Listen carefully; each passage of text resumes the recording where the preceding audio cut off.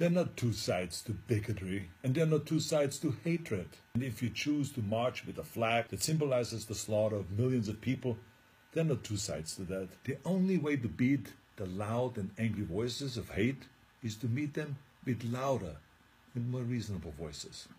And that includes you, President Trump. In fact, as president of this great country, you have a moral responsibility to send an unequivocal message that you won't stand for hate and racism. Now let me help you write your speech here a little bit.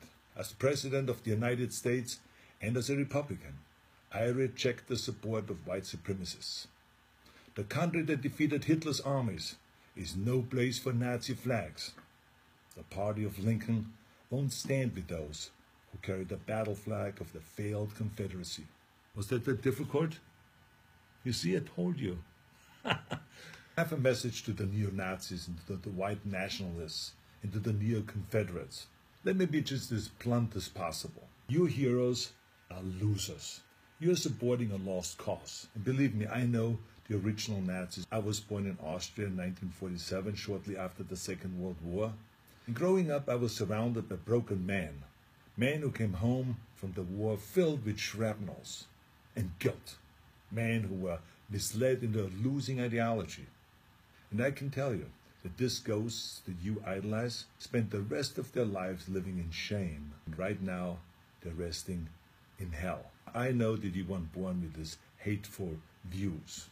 No one is. But the truth is, it's never too late to make the choices, to learn and to evolve, and to understand that all human beings have equal value.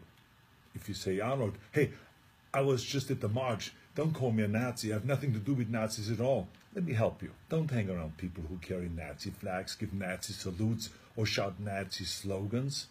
Go home. Or better yet, tell them that they're wrong to celebrate an ideology that murdered millions of people. And then go home. You're so lucky to live in a country that gives you every right to say horrible things. But think about how you could actually use that power for something good.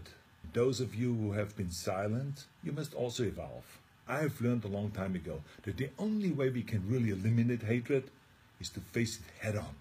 It is not always comfortable, of course, but stereotypes about racism, religion, gender, anything else, they're like cancer. If you had a tumor, you wouldn't quietly hope that it slowly disappears. You would zap the shit out of it with all the chemotherapy and cut it out and try every experimental treatment until it was gone. But this is no different. I mean, this is a difficult time for our country, of course. But I know that if we all have the courage to do something about it and to do the right thing, we come out stronger in the end. I've already donated some money to the Simon Wiesenthal Center, named after a great Nazi hunter, who I was lucky to call a friend.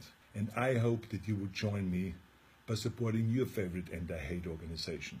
Let's all commit right now to leaving the terrible ghosts of the past in the trash heap of history. That's where they belong. Now share this video if you think that hatred has no place in America. Let's terminate hate.